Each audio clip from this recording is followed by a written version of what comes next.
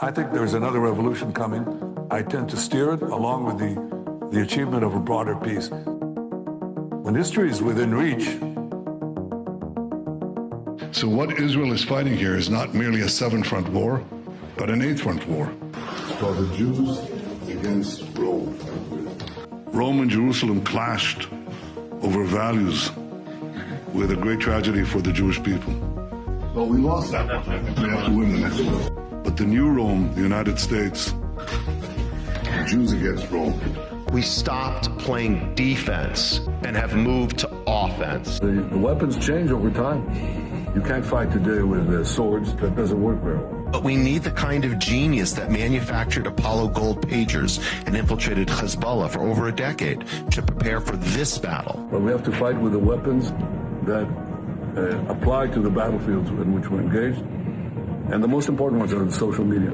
Because the next war will be decided based on how Israel and its allies perform online as much as offline. This is the eighth front, the disinformation campaign. It is actually this eighth front where our enemies believe they can actually defeat the Jewish state. This is the kind of ingenuity and inventiveness that have always been a hallmark of the state of Israel, that have always been a characteristic of the Jewish people. I know we can do it. A lot of this is done with money. Invested billions and billions of dollars in the information battlefield. Money of NGOs, vast. Money of governments, vaster.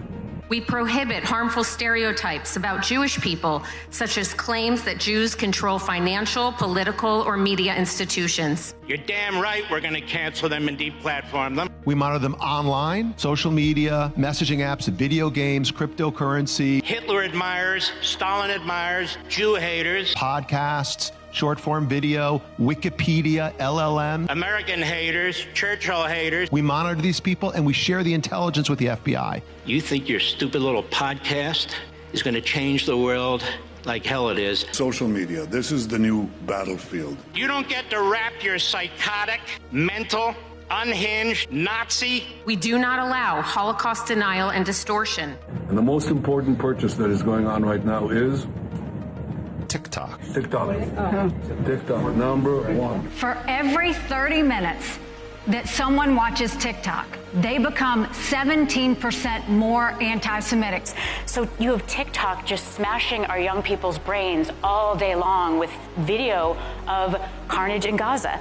We really have a TikTok problem. Because anything that we try to say to them, they are hearing it through this wall of carnage, and I sound obscene. Anti-Zionism is just Jew hatred. We made a change. We updated our policies to designate the use of the term Zionist, to recognize that the term Zionist as a proxy for a protected attribute can be used as a proxy for Jews and Israelis as hate speech. Why can't Israel be doing some sort of, counterintelligence? Right now, the ADL is co-writing Sunday school curriculum. Information warfare like this. It's building the technology to train the LLMs more effectively. Like psychological operations in America. As part of a robust framework to combat anti-Semitism, we have industry-leading policies designed with the safety of the Jewish community in mind. You're right, we control the media. So what are you going to do about it?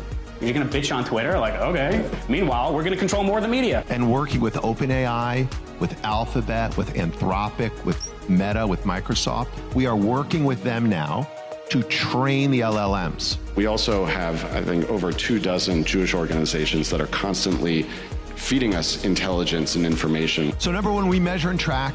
Number two, we monitor and disrupt. We have a whole apparatus. I have 40 analysts working full-time, 7 days a week, 24 hours a day, monitoring extremists. Monitoring campuses, digital networks, activist groups, and public officials. We have several PhDs on staff. We have a network of academics and scholars we work with around the country. I've talked to the leaders of AI in the world, and you ask yourself, there's so many blessings in this, but there could be a curse. First thing a country needs to do is to unify all of their data so it can be consumed and used by the AI model. We need to invest in intelligence to understand who are the anti-Semites, who's funding them, what's their plans, who are the leaders, and then once we have that, we can define who is an enemy we can attack. You have to take all of your healthcare data, your diagnostic data, your genomic data. We have to take all of this data we have in our country and move it into a single, if you will, unified data platform. Once we have all this information, we need to empower and mobilize an ecosystem of many organizations that we can incentivize them to work together, to share, and to fight against our common enemies. Mobilizing millions of people, of allies that are quietly by our side. Citizens will be on their best behavior because we're constantly recording and reporting everything that's going on. You know, anti-Semites, most of these people running around, we're not going to win their hearts and minds because they don't have hearts and they don't have minds. So, you know, how are we going to, there's no reason to think we're ever going to convince them, but we can deport them, we can put them in jail, we can make their lives miserable, we can cut off their funding. You've got all these conspiracy theorists online going on and on about how, you know, if you try and say anything, if you try and do anything against Jews, they're going to come after you. We have featured more than 1,000 anti-Semites. And they're going to destroy you and take away your business, and therefore you have to be really, really scared. These Jew haters have faced real consequences, including firings, suspensions, and expulsions. And it's kind of starting to become true. We will shine a light on you that will follow you for the rest of your life. When you look for a job, when you look for a spouse, when you look for a nanny, when you look for anything. And I love that. I love it. We remove hate speech against Zionists when these harmful stereotypes about Jews are invoked. In the past 12 months, ADL's filed more lawsuits than in the prior 112 years.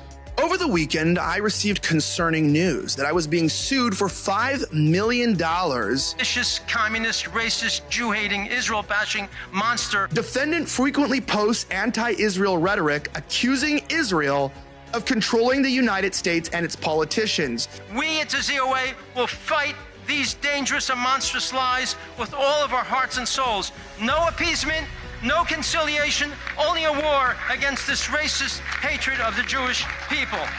When there is a war, it doesn't matter who your enemy is. You need to destroy their offspring to prevent them from creating more offspring. What you try to do is you want to corral your victim, but in fact, your countries are the victim. So you dehumanize a group of people in human society, and you prepare them for the kill, for the butchery. A government can do in 2 months more than any organization can do in its lifetime. The J7 is comprised of the 7 largest diaspora communities. We meet every other week via Zoom to share information, to share best practices. And we're running everything all the time from focus groups to attitudinal surveys to randomized controlled trials to identify what interventions work most effectively. Finally, we have meetings that are some off the record, some on the record with world leaders in which we share our community's concerns and call for action. The entire education system in this country, from K through 12 in colleges, must be reformed. But it's time to limit the First Amendment in order to protect it. The way we solve anti-Semitism is pretty goddamn simple. Take control over what they are saying. Send their ass to jail. It's not complicated. And quickly before it's too late. We're monitoring political Islamists and Christian nationalists, all of them. And then we train. We're the largest trainer of law enforcement in America, extremism hate. We train 20,000 officers every year. Try that again. Here because of the comments made online about the Jewish community. We deeply value our partnership with law enforcement. We've been working with them literally since the FBI was founded in the 1930s. Is that your account? That guy who consistently calls for the death of all Palestinians, that can probably incite somebody to do something radical. That's why we're here to talk about, I would think, to refrain from posting things like that. We are going to have a whole division within the office of the Special Envoy to combat anti-Semitism that is going to work on technology. We must take all of our technological expertise and all of our available resources to develop methods to launch and win a significant counter-information campaign. The products of our technical capacities and sometimes technical and intelligence genius, and we're happy to do it. The office is going to be revamped entirely to be one of the highest profile offices in the State Department. Because it's not working. Too many young people I've never heard of the Holocaust. The only solution right now is for the governments to decide that all the Jews are a protected minority. That means that the government will be obliged to provide the security. Upgrades to security. Jewish community shouldn't have to be paying for it. But we have to pay for our own armed guards? Are you serious? To fund institutions, culture, and that everybody in Europe will learn about the Jewish contribution and why they should cherish Jewish presence. All your synagogues, all your shul, all paid for. Everything. Everything that you need is paid for. I, for one, as a Jewish leader, will no longer talk about anti-Semitism in isolation from Israel. What we want immediately, if you ask any Jew, what do you want? What do you want? No more protests. No more protests. I'm not an anti-Semite. I just don't like the government of Bibi Netanyahu. No, you're a Jew hater. Would a group be banned if it accuses Israel of genocide or apartheid? If those criteria are satisfied, then that is the case. Any candidate running for a seat in this building, whether for Congress or Senate, we will target them as they target us. Accordingly, we will start a fund to help their opponents. Beginning already in Q1, hedge funds get set up in Israel so we can become another capital of finance. I'll argue we will beat London within a short decade as the second capital of finance. It's going to be New York as a gateway to America, Hong Kong a gateway to China, Dubai a gateway to Southeast Asia, and Israel as a gateway to other parts of the world. So we heard earlier about a mission, a goal to bring 1 million immigrants to Israel. History has proven that when a country starts with allowing anti-Semitism, the results are not kind to that country. I want to make a warning to somebody else, and that's American Gentiles. The minute your country is taken over by anti-Semitism, the minute you start to be a country that's not blessing Israel but cursing Israel, you have begun the process of shrinking away from your empire. And you can decide, you can stay here in New York in a declining empire, or you can come to Israel, which is part of the rising middle of the world, which is moving south and east. That's what I encourage you to do. Our faith in the American project itself has been shaken. The only serious answer to this challenge is to believe again that being Jewish is the most important thing in the world. When we're kicked out of America and America, the whole thing is done, the whole American Jewish project is done, we're gonna be fine. For decades, American society allowed Jews to live normal lives. This was a pleasant holiday from our destiny.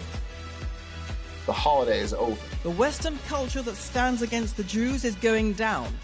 The West will survive only if it decides to love itself and if it decides to love us, the Jewish people. The Jewish people are not normal. We never really were. And now that Israel has turned the entire geopolitical situation on its head, our job in the diaspora is to leverage those wins and win here. Do to our enemies here what Israel did to its enemies there.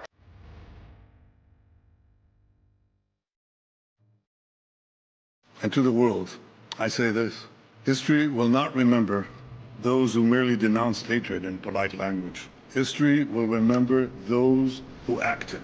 This is a small bunch of wannabe Nazis. That's what they are. Anti-Semitism is pure evil. If we have to hunt you down the way they hunted down Nazis for decades, we will find your identities. We will find you. We will achieve justice. I think we're at the cusp of a new age, because I think that we will achieve the expansion of peace. I think that we are in a new age because I think that the possibilities of technology, with their risks, especially in AI, but with their positive benefits, are enormous in every field. I mean, from agriculture to health to transportation and I think that we are together. We can lead this and become not a secondary power, but a primary power.